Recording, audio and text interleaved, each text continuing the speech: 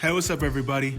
I'm Amobi Okugo, host of Money Talks, a new podcast from a frugal athlete in partnership with Billion or Bust Media. Money Talks explores the world of business behind professional athletes. I speak with financial advisors, business managers, marketing and PR professionals who specialize in running the business of being a pro athlete. Tune into Money Talks on Apple, Spotify, or wherever you get your podcasts. You can also find new episodes on billionourbustmedia.com and afrugalathlete.com. Again, billionourbustmedia.com or afrugalathlete.com.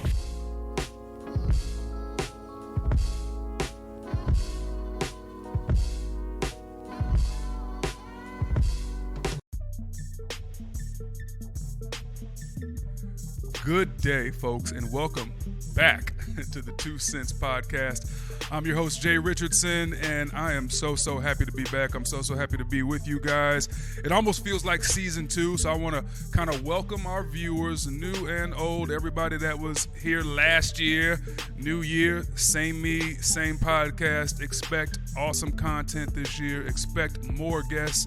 Expect the same energy, expect the same honesty, the same candor, and expect the same detail as we discuss all of the top stories in sports, entertainment, where they intersect. Sometimes it gets political, but hey, that's just life. Life gets this way. I just want to make sure everyone is ready and everyone understands the kind of things we discuss on here. Me being a former athlete, I always am going to talk sports. I'm always going to recap some things, but I want to talk real life scenarios, real life situations, real life things that are happening every single day and things that affect us all. But first things first, I got to talk about what affected me this past weekend. You guys probably know by now I'm a former Ohio State Buckeye. That is the Ohio State. That's how we always say it. And it's about respect. Put some respect on my school's name. Made it to the college football playoffs. Did not get the number 1 seed. We were all very upset about that. Why? Because we knew not getting that number 1 seed meant we were probably going to get matched up with Clemson, which was a matchup that we wanted. Don't get me wrong. We're excited about that matchup. We were very excited about the matchup, but we also knew that Oklahoma would have been an easier path. I said that on one of our last podcasts and on ABC 6 on the show I do, and sure enough, what I did not want to happen came to pass. My Ohio State Buckeyes went down against the Clemson Tigers 29-23. A lot of different things in this game, a lot of different storylines. I'm just going to keep it kind of on what's most important. Ohio State played their butts off. They really did. Came out smoking, came out firing on all cylinders, built a quick lead, a 16-0 lead. And at one point in this game, everyone kind of was going, wow. Looks like Clemson doesn't even belong on the same field as Ohio State. Now, a few things happened in this game. You saw some injuries early on. T. Higgins went down, had a funny way he fell, and seemed like maybe he was concussed, left the game. We'll get more into that because he ended up returning and becoming a problem. Here's the thing. Trevor Lawrence threw 33 passes in this game. Had 2 touchdowns, 250 yards, but did not look dominant early on. The biggest thing that killed us with quarterback Trevor Lawrence was his legs. Here's what we did not expect. We knew he could come out and sling the ball around. Buckeyes did not expect him to run for 107 yards, 6.7 a pop on 16 carries, and a long rushing touchdown, a 67-yard run right before the half, which is what killed us. It absolutely killed us, the QB run for Clemson. That was not something I could have forecasted. I knew they'd run him a little bit. Did not anticipate he would run the ball that much. Did not anticipate that our defense would be so ill-prepared for it. Also, quiet as kept, did not anticipate Chase Young would not have an impactful game in the biggest game of his career. And I got to be honest with you guys, and you know me, this is a 2 Cents show. I'm going to just call it how I see it. I'm going to keep it 100. Chase rushed the passer well. Don't get me wrong. He took off the line like I'm expecting. He used his hands through his hips, did a lot of quarterback run-bys. In the run game was not quite as involved, and I'm just going to be 100% honest with you guys. I think Chase was getting ready for the NFL draft. I think Chase had 1 foot in the combine and 1 foot on that Fiesta Bowl slippery field, which I hate, by the way. For those of you who don't know the Fiesta Bowl field, the Arizona, Cardinal Stadium, whatever that stadium out there. I've played on it about 5 times in my career, twice in college, 3 times in the pros, and have had to change cleats at halftime every time. It's the slickest, slipperiest field almost in the NFL, and they always talk about how they switch out the field and they grow the grass outside and they give you all these awesome things they do, and then the reality of it is it's a god-awful field, and the grass is held together by some kind of mesh that's always soggy, and it's just terrible. And you saw guys slipping all night. Chase, all of our guys really couldn't use the kind of explosion that we have, and you saw guys slipping. Let me explain to you guys, though, just quickly, some of the heroes from this game and some of the issues from this game, right? J.K. Dobbins, 18 carries for 174 yards. I'm talking about this boy had 9 points. I'm going to just round up. He had 10 yards a damn carry. If you would have told me J.K. Dobbins was going to have 10 yards a carry for almost 200 yards and Justin Fields was going to throw for 320 yards, which is well over his average, I would have told you Ohio State was going to run away with this football game. Here's what didn't happen for the Buckeyes. Inside the red zone, 3 separate times, the Buckeyes came away with field goals and not touchdowns. And I had this sinking feeling in my stomach. Yeah, Buckeyes were up 16-0, and we were looking in control of this football game, but I just kept saying, I even tweeted, I said, man, you do not want to get into the red zone and come away with field goals. Dabo Swinney is one of the best in the business at halftime adjustments. You need points when you have opportunities to get points, and you could just tell something was off. J.K. Dobbins gets in the end zone. He dives. The ball hits the ground. He's always had issues holding on to footballs a little bit, and now he had issues just getting the ball into the goal, into the end zone without dropping it. As soon as the ball hit the ground, it bounced up in the air.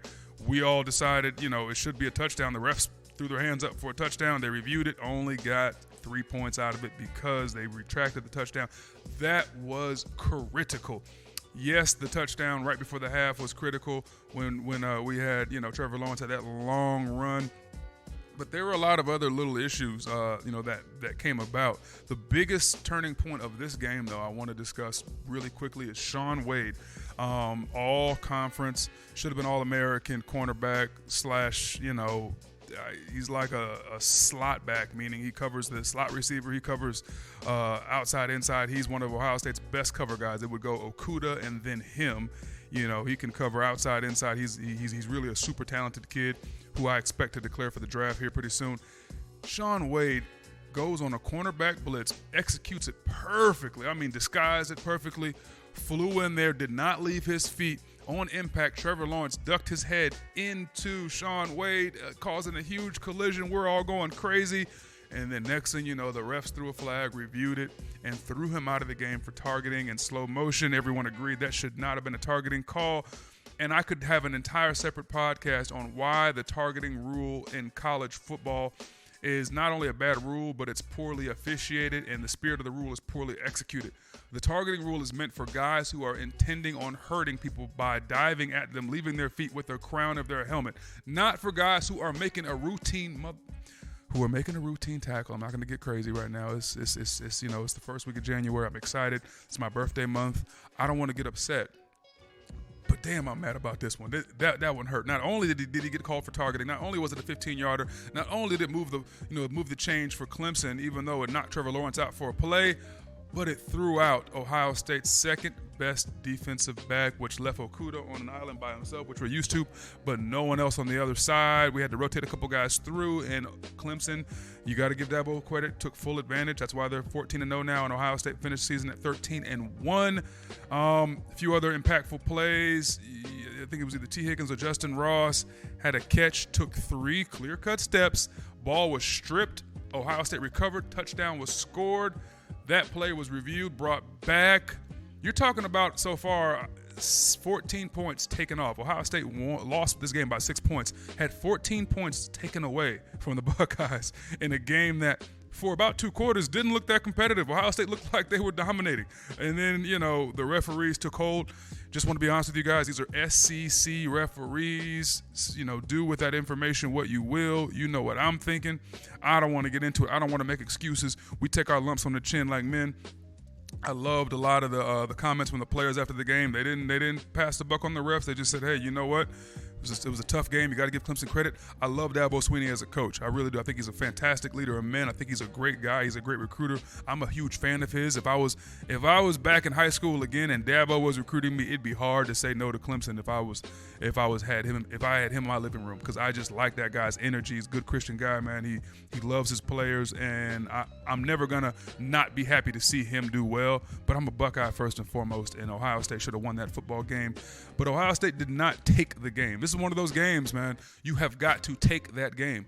You know, it's not going to be given to you. It's not going to be, the referees are going to take everything they can from you. So every chance Ohio State had to score, to come away with 7 and not 3, they should have taken it, and they didn't. And at the end of the day, that will be the story of the Ohio State season. A fantastic season. Fantastic leadership from Justin Fields, who's a youngster. Fantastic performance from Chase throughout the season. When we needed him most, though, I got to be honest, he was not present, and that is for a lot of different reasons. Some of it, I believe, is just double, triple teams, the way teams switched up protections on him. You have to expect that, and he just couldn't find ways to become effective and make that big impactful play, that big strip sack, that big turnover play that we're used to seeing him make once every 2 to 3 games. He wasn't able to do it in the last 3 games of the season. I don't blame the kid. He's got such a bright future at the next level, and I understand that sometimes you got to make business decisions. And I'm just going to be honest with you. I would say this if he was here right now. I think he was looking downfield, and when I say downfield, I mean he was looking towards the NFL draft and the combine and all that. He was saying, look, I'm going to play hard. I'm going to give what I got, but I'm not going to risk it all because I got a future. And you know what? This is a business. I respect that. I understand it. The fan in me hates it, but the former athlete and the business person I am, I completely get it, and I hope he does everything that we all think he'll do at the next level. Same with Jeff Okudah. He announced he was declaring with a really heartfelt message to his deceased mother, and it would have brought a tear to anyone's eye. I was really, really moved by his statement and his declaration to go to the next level, and I wish him all the best. Arnett, Fuller are both taken off. That's all I'm going to say about this game. Just hats off to Clemson. We all know what really went on with the officiating. I don't want to get into it. We'll have another podcast where I'll vent and curse and yell and scream. I'll probably do it when I have a guest on. But for right now, go Bucks. Congrats to Clemson. You just get a front row seat to the butt whooping that you're going to get against LSU, because they looked unbelievable against Oklahoma. I could go on and on. When I saw the halftime score of like 50-something to like 16 or something crazy, I thought the game was over. And I was driving. I looked at the score. I'm like, oh, this must be over. Nope, it was just halftime. I've never seen that before. It was almost a basketball score by halftime. Unbelievable. And you just have to hats off to Ed Orgeron and obviously Joe Burrow, man. They're about to do something special. The Sugar Bowl down there in New Orleans with all the support they're going to have, that is going to be something crazy. I almost feel bad for Clemson just because what I saw out there from Clemson, they got a lot of heart, and those are some talented kids they have, but they're just not on the same level.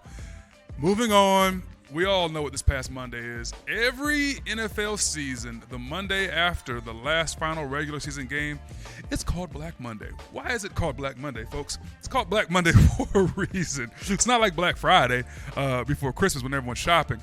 No. It's the opposite of shopping. Everyone's getting rid of something. What are they getting rid of? Head coaches. Heads roll. Guys got to go. Seasons were bad, which means people got to go. The Browns got things started by not only firing Freddie Kitchens, but also firing Glenn Dorsey. They fired the GM and the head coach in Cleveland. We are so used to this turnover in leadership in Cleveland that we almost, fell asleep. But, man, you talk about an awful season based on the expectations. Everyone who back in May had the Browns pegged for the Super Bowl just because they signed Odell Beckham are insane. I hate to be that guy that says I told you so, but damn it, I told you so. I sat right here on this damn podcast in this beautiful chair that our producer has, and I said, don't start talking about this Super Bowl stuff. The Browns probably will not make the playoffs. You don't believe me? Like Nipsey said, yo, go back, double check all of my flows. For real, for real. You ain't got to take me at my word. Go back and listen. Episode, I don't even remember, one of the first ones. I specifically said they probably won't make the playoffs.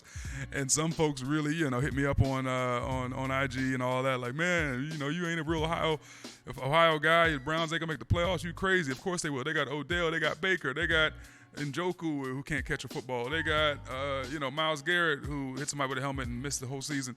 Yeah, the Browns went full on Browns like I thought they would, like I told y'all they would. Listen to your boy. It's not, I'm not, a clairvoyant. The best predictor of the future is the past. And when you look at their past, it tells you everything about their future. They were doomed from the start. We all knew it. And Baker Mayfield proved once again that as good as he is at running his damn mouth, he ain't as good at running a football team or running an offense. And that's a problem. You got to decide who it is you want to be. They never got an identity, and they were so quick to get behind Freddie Kitchens, all because their unproven quarterback liked him. That's why he got the job, and that is also why he is unemployed as of right now. Not the only firing, though. Ron Rivera got fired from, Ron Rivera, Riverboat Ron, lost his job at the Carolina Panthers, and that upset me. Why? He lost his starting quarterback. He also had 9 other starters down and a host of others throughout the season, and he still fought like hell. Christian McCaffrey had an MVP season, first back to have 1,000 yards rushing and receiving, put up some crazy numbers. He made for a couple weeks, the backup Ron made the backup QB look like a serviceable, hell, he looked like he might be a diamond in the rough.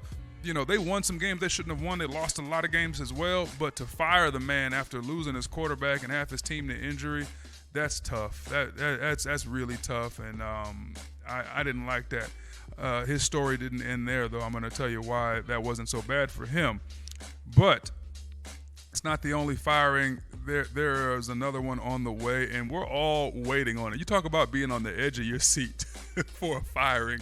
And this one in particular, I just kind of am, because it's been over a decade in the making. Jason Garrett of the Dallas Cowboys, as of right now, as of Thursday the 2nd, January 2nd, in the new year, 2020, he's still the head coach of the Dallas Cowboys. His future's unknown.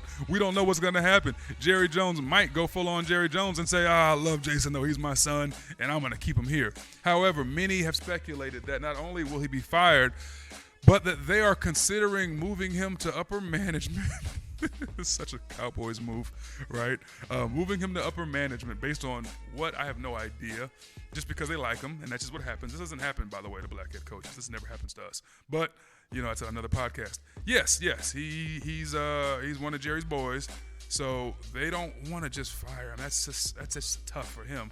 They'd like his contract to expire on the 14th, and then they just don't re-sign him, move him to some executive position, and then they're going to hire someone new. Now, there's been a couple different candidates out there. One of the brightest young stars in college, or so he's pegged as that, is Lincoln Riley. Yeah, the same guy that got destroyed by LSU is all of a sudden supposed to be this amazing head coaching candidate for the Dallas Cowboys and every other franchise in the NFL that needs a head coach. Why? I don't know. They're going to call him a quarterback guru because he had a handful of guys win Heisman, something like 2 or 3 guys winning a Heisman, and all of a sudden he's the QB guru, which makes him a viable NFL head coaching candidate. Here's why I have a problem with that. When you talk about being an NFL head coach, you talk about a leader of men, a guy that has a great winning percentage, a guy that has some sort of championship pedigree, high school, college, professional. Give me something on some level. You can't just say, well, he coached a handful of quarterbacks who did pretty well, therefore he should lead a 53-man roster and be the face of a franchise in the NFL. You know why that doesn't work? Because no one cares about what you do with the quarterback if you can't win championships, win football games, take your team to places that another coach could not. And he's not that guy. Don't get me wrong. Is he an offensive coordinator? Heck yeah. Does he put up tons of points in his system? Usually, well, sure. In the Big 12, that's going to happen, and they don't pack defenses, and they damn sure didn't pack a defense against LSU because they got 50-something hung on them in the first half. But Jalen Hurts looked pretty good. A few years back, Baker Mayfield looked pretty good. Kyler Murray, first pick in the draft, looked pretty good in college. So all of a sudden, that makes the guy that coached them all a head coaching candidate. This line of thinking is the reason why so many NFL teams fail, because they love the hot and sexy pick, right? They love the guy that puts up points and makes a QB look good, because it's a QB-driven league, and we've decided that we put so much stock into that position that whoever does a good job of developing talent at that position is by default the leader of a franchise. That's not true. It takes a lot more to lead a franchise than just coaching a quarterback. I need people to really listen to that. There has been fantastic Hall of Fame coaches that were not QB gurus, okay? I don't know that Bill Belichick was a QB guru. He's a defensive guy. He's the best football and maybe coach in any sport of all time, and he's not a QB guru, okay? Josh McDaniels coaches the quarterbacks and coaches that offense, and he was an absolute craphead coach. He struggled like hell, but people always seem to forget that when it's convenient. They want to keep all the focus on the QB, the offensive coordinator, and the quarterback coach, because that is what they want to hire. They want to hire the guys in that positions, and that doesn't give guys in the other positions opportunities, like, I don't know, defensive coordinators like Chris Richard, who actually is a fantastic coach, former Seahawks coordinator, Dallas Cowboys coordinator on defense, riddled with injuries, still did a great job keeping that defense together and put up some great numbers. He should be first in line for all these head coaching gigs. He will be interviewing with the Giants. He will be interviewing with a lot of places. Oh, by the way, the Giants fired Pat Shermer, big shock there. David Gettleman still the GM, another big shock there. Yes, that's sarcasm. Gettleman would have you believe that he's this mad genius, and everything he does has some sort of analytical component to it that is going to have him preordained as just a championship GM. And the reality of it is they have won nothing. Can't even win the piss-poor NFC East, which is a walking dumpster fire. The Eagles backed their way into the playoffs, barely squeezing by the Giants, who played just like we thought they'd play, just good enough to look awful. And that's just what they do. That's what Gettleman does. He's got everybody fooled. But whatever. Pat Shermer's gone. Should have never had that job. That job I'm not going to get who that job should have gone to, because that job should not have gone to him. But you expect Giants ownership to make the moves that they continue to make, and that's why they've been inept ever since their second Super Bowl, and that's that. So, Giants job wide open, Cowboys job wide open, Browns job wide open, and there will be a couple others that will happen as well, and also Carolina Panthers. Here's the biggest news, I think, of all of these firings. Ron Rivera, this is not the biggest news, first of all. Ron Rivera is now the head coach of the Washington Redskins. Oh, by the way, we all knew Jay Gruden was going to get fired. We weren't sure if his interim head coach was going to continue to keep the job, and it turns out that was not the case. Ron Rivera is now the head coach. I think that's a perfect pairing for him. I think he's a fantastic head coach. He's going to give them an instant defensive identity. One of the first things he does is go and hire Jack Del Rio as his defensive coordinator. We love Jack out in Oakland, man. That guy should have still had his job out there. I don't know why they gave the whole franchise to Gruden right away based on, you know what, I'm not going to get into that either. But because I'm a Raider, I love that franchise, and they did finish decently strong, even though they lost their last game. They really fought hard, but Derek Carr is not the answer. But let me stick with Ron Rivera here. He's going to be able to help Dwayne Haskins develop that toughness and that thick skin he's going to need to do. Haskins needs to get off social media and get into that playbook and get into that film room and really get serious about being an NFL quarterback, because if he can do that, he could be so special. The kid's got the arm, the kid's got the brains. He just needs to get it, not just in his chest, because I think he's got heart too. I'm not questioning his heart. It's his focus. I need him locked in. I need him focused, and I need the franchise of the Redskins to get behind this kid.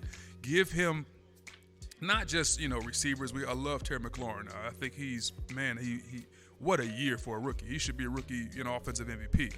But he needs Trent Williams back. He needs a left tackle that's going to protect him. He needs a line in front of him, and he needs him to build that offense around his skill set. And the Redskins are going to really take over that NFC East with Ron Rivera and Jack Del Rio's leadership. They're going to be tough. They're going to be physical, and that's going to be a team that has always had talent, but now has an identity. So I look forward to them doing some big things actually in the future. The biggest thing, though, to me is that the Browns reportedly have very, very strong interest in former Ohio State coach, my guy, Urban Meyer. Well, who doesn't have interest in Urban Meyer, honestly? I mean, Urban Meyer right now is on the radar of the Browns. He's on the radar of the Cowboys. And up until they hired Riverboat Ron, he was on the radar of the Redskins because he obviously at some point had coached Dwayne Haskins and Terry McLaurin. But this is not just a rumor. This is something that I've been hearing from a lot of people. The interview's not scheduled yet, but I've heard from a very close source with the Dallas Cowboys that Urban Meyer had been talking to Jerry Jones, and Stephen Jones, his son. I just don't see Urban going to Dallas only because Urban ain't the kind of guy that's going to want an owner who does radio shows every 5 minutes and does press conferences after losses. Urban ain't going to want that going on. Urban's he's not a dictator, but he's the kind of guy that he's going to need full control.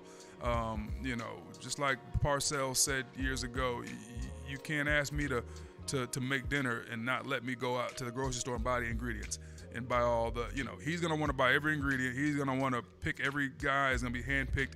He's going to want a whole bunch of control, as he should, because this Dallas Cowboys franchise would need an overhaul, and the Browns would need an even bigger overhaul. And Cleveland actually makes sense now that there's no GM. You might want Urban to be your GM / head coach kind of deal. You might want to give him like a whole bunch of power. I don't get it. How could it be any worse for Cleveland? Like, really? And Baker Mayfield has a dual threat element to him. He scampers a little bit. Urban likes to coach those little compact guys that can sling it and run around a little bit. Maybe he could be the best thing that ever happened to Baker. Urban talked really, really highly of Baker Mayfield after Oklahoma beat Ohio State a few years back, if you guys recall. Urban loves Baker Mayfield, so that might be something that's underrated. Everyone's saying that they're interested, but how serious is this? I think it's more serious than people think. I think there's going to be a lot of changes that are going to happen in Cleveland over the next 2 weeks. I think on the 14th, Dallas Cowboys are going to have a new head coach. Some have thought it was going to be Jason Witten. That would be an insane move. I don't see it, and I love Jason Witten. I think he's a fantastic Hall of Fame player and a tough guy and all of that great stuff. You can't go from with the helmet on to a year later being the head coach of a football team just because you were a good tight end. That's not how it works. I think the Dallas Cowboys need an identity, and I think they need discipline, and I think they need a guy that's going to come in there and take some of the spotlight from Jerry, which means they need a big personality and someone who can handle the attention and what comes with that seat. And Jason Garrett was always a puppet, and he was never going to be the guy. They need someone strong, and I think Urban would definitely be that guy if Jerry would be willing to relinquish some control. So I'm gonna stop it right there because there's gonna be so much more we're gonna have for you guys next week. I gotta go talk about this on camera now, and I'm gonna really leave you guys with something that I think is really important. This year is gonna be a very, very special year, not only in the sports world, but specifically for us here at the 2 Cent Show and 2 Cent Sports. I can't wait to let you guys in on some of the things we're going to be doing. I want you guys to stay tuned, be excited. We're encouraged. We're excited. A lot of energy right now in the 2 Cents room. We've got some fantastic guests lined up. We've got some fantastic collaborations lined up. We've got some traveling to do. We're going to bring you guys some all-new content, a bunch of visual content. You won't just be listening to us. You're going to see us. It's going to be real. We're going to open up a whole new world to our listeners and soon viewers, and I cannot wait. I know our producer can't wait. I know everyone that helps out with this program can't wait. It's going to be big. I want to thank you guys for tuning in. Happy New Year to everyone. Welcome 2020. Let's get that clear vision. Let's go for everything we're trying to do, and that's everybody that's listening. Anything you want to do, there's no time to wait on it. It's right in front of you. You got to get it now because I promise you, someone's going for it. So go get yours. Chase your dreams. Let's get this thing going. This has been the 2 Cent Show. I'm Jay Richardson. As always, please like, subscribe, share, interact with us. I want to hear more from you. Reach out to me at JRichardson99 on Twitter, and that's Mr. Richardson on IG, or the 2 Cent Show on IG. You know where to find us. Holla at us and stay tuned. A lot coming. We will talk very, very soon.